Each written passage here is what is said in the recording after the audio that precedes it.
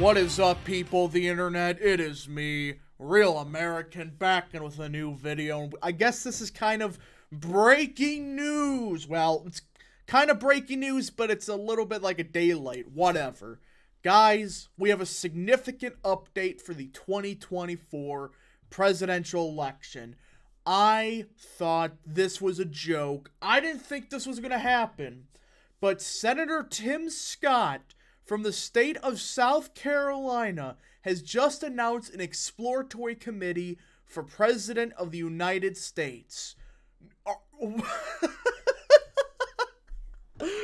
This election, I can already tell, is going to be one of the most absurd, hilarious elections in American history. Now, before we continue with today's video, I hope you enjoy these type of videos.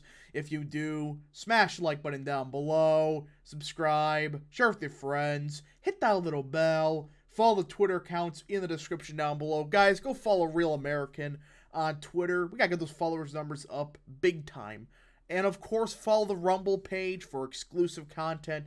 And of course, join the channel today.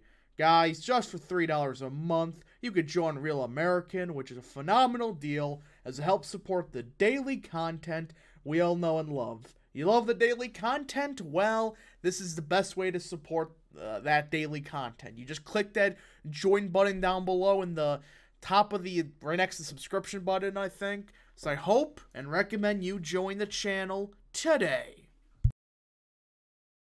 Alright, everybody, let's get into it.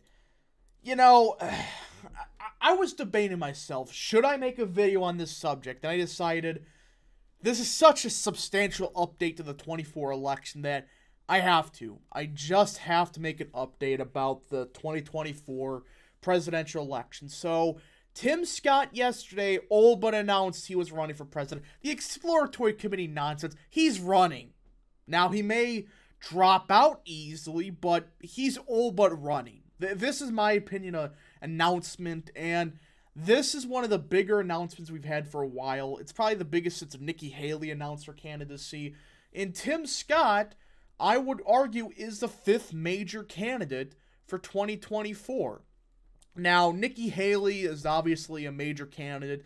Ask Hutchinson, I wouldn't really, he's borderline. I think he does get the major candidate, you know, declaration, whatever you want to call it for him, because, well, he was a former governor. He has a lot of media attention as of now, and I guess he's running. Vivek Ramaswamy, of course, is the other major candidate, the one that's come out of the blue, and it seems like he's gaining some traction. Now, you know, he's only pulling like 2 to 3%, but for a complete unknown in Iowa to pull 2 to 3% this early, there's some momentum, I think, for Ramaswamy in the 2024 presidential election. Now, he's not going to win the nomination, but it seems like he was or is picking up some steam. And I still think he's setting himself up for Senate election in Ohio, but that's just me.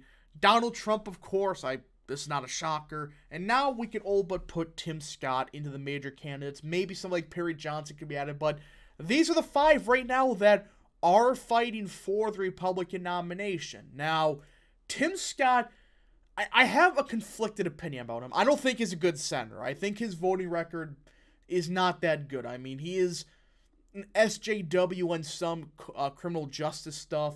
Yes, look, I understand where he's coming from when it comes to criminal justice reform. There are people in this country that they got screwed over in the 90s when it came to, you know, oh, I have a gram of weed, you know, and I'm going to get like 15 years of prison. I understand that part, but some of the stuff he's been doing with like, oh, we need to let everybody out of jail if they served an X amount of time, that's garbage. And that's the biggest L of Trump's presidency, was the First Step Act, I believe that's what it was called. And Tim Scott was a big proponent of it. And, you know, again, I understand the argument, but it went way too far, and you got actual thugs that should still be in jail. They got let out real quickly. So Tim Scott's not the best on that issues, but it's, people seemingly forget he still is good on some issues. There are some that I give him some credit for. Abortion, some cultural issues he is fairly conservative on. That's the one thing I will give Tim Scott credit for. Unlike Lindsey Graham, who I don't even know what he stands on social issues, but Tim Scott is good on stuff like abortion. And on his announcement speech, there's one part that I liked in particular. He talked about God and religion and how we need to, bring back religion and God to the mainstream. I mean, his slogan is faith in America. So I think Tim Scott's going to be running a fairly religious-esque campaign. Now, I don't think he's going to do as based as you could do it, but I do like the fact that he is seemingly he's trying something different. He's focusing, I think, a bit more on the more religious side of the country and how we need to, kneel in prayer, not kneel in protest, which I give credit to Tim Scott. That's actually a good idea. I mean, we should be bringing religion back to the forefront. Why should we hide and pander about our religious beliefs? Now, again, I still have significant problems with Tim Scott, but it's not like Nikki Haley where, what is she running on? Oh, I'm just going to continue Trump's policy. That's not unique. At least with Ramaswamy, he's focusing on stuff like affirmative action. Tim Scott's focusing on religion, and even Perry Johnson's focusing on the 2-cent plan.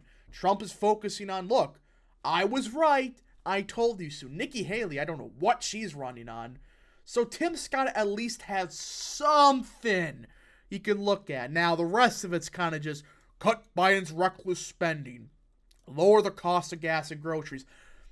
Again, the second part's fine. Grocery prices, that should have been the main target of 24 or 22, and 24 in particular. But the stuff with gas, yes, to a lesser extent, gas prices do matter. But when they're what are they, $3.50 now? That's not as bad as they were a year ago, so it's not going to hit as hard. Stand with law enforcement. That's funny considering some of your record. Expand educational opportunities.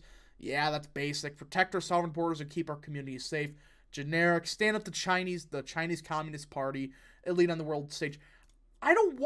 Why should we be the world police? I understand there's some areas where if it's in our interest, yes, we should be involved. Like Taiwan. I'm not the biggest fan of, intervening everywhere, but there are circumstances where, hey, if it's a serious threat to America and, an actual threat, not, oh, there may be WMDs in Iraq, we need to topple that government. Nothing like that. I'm talking about if China invades Taiwan, yeah, I could see the argument that they are a national interest to us. But he's talking about, oh, we need to get involved in Syria. I don't care. I hate what's happening in Syria, but if it's not a threat to us, it's not related to our national interest, we shouldn't care what happens in certain countries. Now, this is where I do wonder. Is Tim Scott really running for president, or is he making a backdoor deal with Trump? Because, in my opinion, the most important primary for 2024 will be South Carolina. Whoever wins the South Carolina primary, I think, will win the nomination. And already, you got two major dogs from South Carolina, Nikki Haley and Tim Scott. They're both names that they get a chunk of the vote. They're both in double digits. Yeah, I'm starting to wonder, is Tim Scott really running to become the next president, or is he running to help Trump get the nomination and try to get the VP spot? Because there was rumors that Tim Scott was on Trump's short list for the VP. Now, I don't want that to happen. Please, no. Tim Scott doesn't add anything to the ticket. This is what people need to understand. A VP is supposed to add to the weakness of the candidate, or I should say fix the weakness of the candidate. Look at Trump in 2016. He picked Mike Pence because there were a lot of evangelicals that did not trust Trump on certain cultural issues. That's why he picked him. Now, we can debate if that was a mistake or not, but either way, Tim Scott, what does he add? Seriously, oh, he helps in South Carolina, okay? It really doesn't add much to the ticket. Now, I think if Tim Scott runs, it all but hands Trump the state of South Carolina at this point in time, because Tim Scott and Nikki Haley and Ron DeSantis, they would all be pulling from very similar voters. Now, DeSantis would probably get more of the blue-collar, rural voter, less establishment voter from South Carolina than Nikki Haley or Tim Scott, but Tim Scott and Nikki Haley are going to take a lot of votes away from DeSantis. We saw this in 2016. Marco Rubio got 22.5%. Ted Cruz got 22.3%. Bush got under 8%. Kasich got under 8%. Carson got around 7%. And Trump won with only 32.5% of the vote.